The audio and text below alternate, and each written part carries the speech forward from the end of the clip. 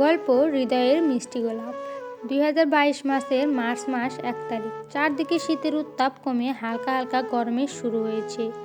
মাথার উপরে পাখা চালিয়ে গায়ে কাঁথা টেনে গভীর ঘুমে তলিয়ে আছে এক 16 বছরের কিশোরী। পরম শান্তিতে ঘুমোচ্ছে।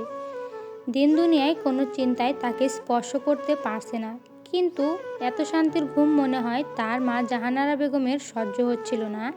তাই তো তার ঘুমের 12টা বাজিয়ে ডাকতে শুরু করলো। জাহানারা বেগম, নিশি, এই নিশি, ওঠ বলছি, আর কত ঘুমাবি? তোর কোচিং যাওয়ার সময় হয়ে গিয়েছে তো, ওঠ মা, তোর ভাইয়া তোকে নামিয়ে দিয়ে অফিসে যাবি।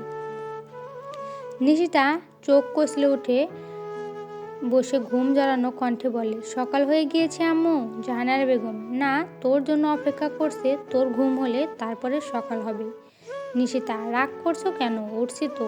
জাহানারা বেগম, এবার গিয়ে ফ্রেশ হয়ে নিচে আয়, তোর ভাইয়া তোর জন্য বসে আছে। নিশিতা, তুমি যাও, আমি আসছি। জাহানারা বেগম, তাড়াতাড়ি আয়, তোর খাবার দিচ্ছি।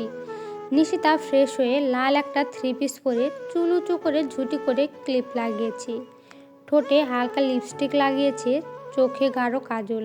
নিশিতা নিচে এসে খাবার খেয়ে মায়ের থেকে বিদায় নিয়ে রওনা হয় কোচিংয়ের উদ্দেশ্যে।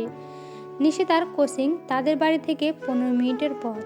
আজ তানিয়ার প্রথম দিন, তাই ওর ভাই দিতে এসেছে।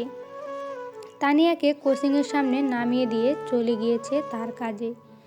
নিশিতা কোচিংয়ের ভেতরে গিয়ে দেখে সব ব্রেঞ্চে দুজন করে, একটা ব্রেঞ্চে শুধু একটা ছেলে বসে আছে, তার থেকে বছর 2-এর বড় হবে হয়তো।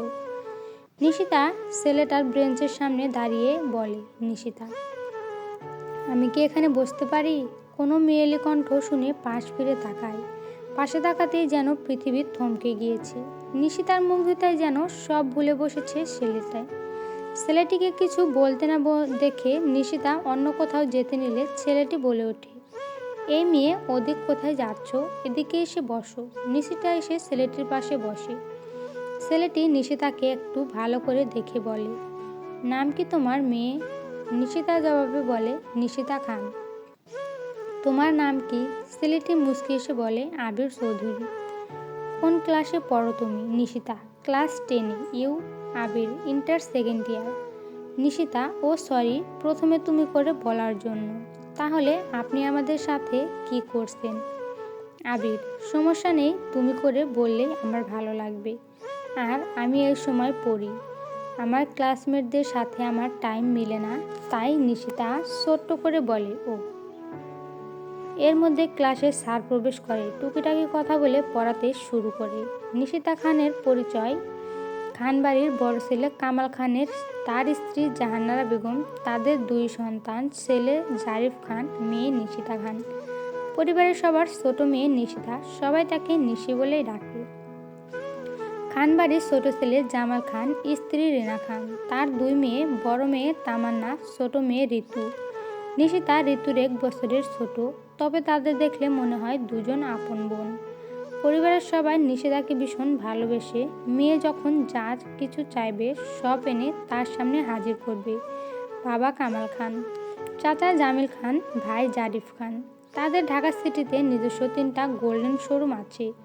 আবির চৌধুরী এর পরিচয়, আহমেদ চৌধুরী এবং হামিদা চৌধুরীর বড় ছেলে তানভীর চৌধুরী, ছোট ছেলে আবির চৌধুরী, চাচা আরিফ চৌধুরী, চাচি সালেহা চৌধুরী, চাচাতো বোন ওহি। বাড়ির ছোট ছেলে হওয়ার সুবাদে তার রাগটাও বেশ বেশি। সে যখন যা বলবে তাই করতে হবে। একবার যদি বলেছে তার কিছু লাগবে, সেটা না দেওয়া পর্যন্ত সে শান্ত হবে না। এতে পৃথিবী ধ্বংস হয়ে গেলেও কেউ তার সিদ্ধান্ত থেকে এক চুল সরাতে পারবে না। তার বাবা চাচারা ঢাকার বেশ নামকরা বিজনেসম্যান। তার ভাই তানভীর চৌধুরী, সে এখন অনার্স 3য় বর্ষে বাংলা বিভাগে পড়াশোনা করছে। বড় ভাইয়ের সাথে আবিরের বেশ ভালো সম্পর্ক। ছোট ভাই বলতে পাগল তানভীর চৌধুরী। ছোট ভাইয়ের কোনো ইচ্ছা অপূর্ণ রাখে না সে, তার সাধ্যমতো চেষ্টা করে। পড়া শেষ হলে যে যার মতো ব্যাগ গুছিয়ে চলে যায়। নিশিতা যেতে নিলে আবির বলে, এই যে মেয়ে, শোনো। নিশিতা, বলুন, কি বলবেন ভাইয়া? নিশিতার মুখে ভাইয়ার রাগ শুনে আবির রেগে যায়। গম্ভীর কণ্ঠে বলে, আমাকে আর একবার ভাইয়া ডাকলে তোমার খবর আছে। আমাকে ভাইয়া ডাকবে না, আর আপনি করেও বলবে না। আবির বলে, ডাবকে আমাকে মনে থাকবে? আবিরের গম্ভীর কণ্ঠে নিশিতা একটু ভয় পায়, ভয়ে ভয়ে বলে, মনে থাকবে। আবির নিজেকে স্বাভাবিক করে নরম কণ্ঠে বলে, নিশিতা তুমি ভয় পেও না, আমি একটু রেগে গিয়েছিলাম। আচ্ছা, আমরা কি বন্ধু হতে পারি? না, এখন থেকে তো একসাথে পড়বো। তাহলে কি বন্ধু হওয়া যায় না? নিশিতা আবিরের এই স্বাভাবিক আচরণে একটু স্বস্তি পায়। নিশিতা মাথা নেড়ে হ্যাঁ বলে। আবির নিজের পকেট থেকে একটা ডেইরি মিল্ক চকলেট বের করে নিশিতাকে দিয়ে বলে, আবির, আজ থেকে তাহলে আমরা বন্ধু হলাম। আর হ্যাঁ, কাল যদি তুমি আগে এসে পড়ো তাহলে আমার জন্য জায়গা রাখবে, মনে থাকবে? নিশিতা, হ্যাঁ। আর তুমি আগে আসলে আমার জন্য জায়গা রাখবে। আবির, অবশ্যই। আচ্ছা চলো বাইরে যাই, তোমাকে কি কেউ নিতে আসবে? নিশিতা, না, আমার বাড়ি এই কাছেই, আমি একাই যেতে পারবো। আবির, আচ্ছা চলো তোমাকে এগিয়ে দিয়ে আসি। নিশিতা, আমি একাই যেতে পারবো। আবির, আমি জানি পারবে, তাও আমি এগিয়ে দিয়ে আসব। নিশিতা কিছু না বলেই হাঁটতে থাকে। তারপর পাশে আবির নিঃশব্দে হাঁটছে। কিছু দূর গিয়ে নিশিতা আবিরকে প্রশ্ন করে, নিশিতা, আচ্ছা তোমার বাড়ি কোথায়? আবির, আমার বাড়ি একটু দূরে। নিশিতা, আচ্ছা তোমার বাড়িতে কে কে আছে? আবির, মা বাবা, বড় ভাই, চাচা চাচি, চাচাতো বোন। তোমার বাড়িতে কে কে আছে? নিশিতা, মা বাবা, ভাইয়া, চাচু, চাচি, আম্মু, চাচাতো 2 বোন। আবির, ও তুমি ফোন চালাও? নিশিতা, না, মাঝে মাঝে আম্মুটা দেখি।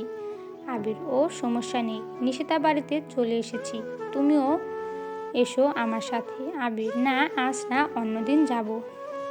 তা কোনটা তোমার বাড়ি? নিশিতা হাত দিয়ে একটা দোতলা বাড়ি দেখিয়ে বলে, ওটা আমার বাড়ি।